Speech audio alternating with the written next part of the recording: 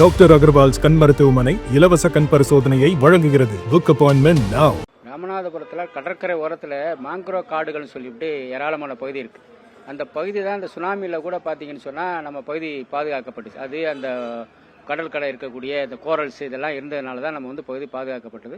அந்த காடுகளை வனத்துறை பாதுகாத்துருக்காங்களான்னு கேட்டால் அது இல்லை. அது என்னன்னு கூட அவங்க பார்க்கல.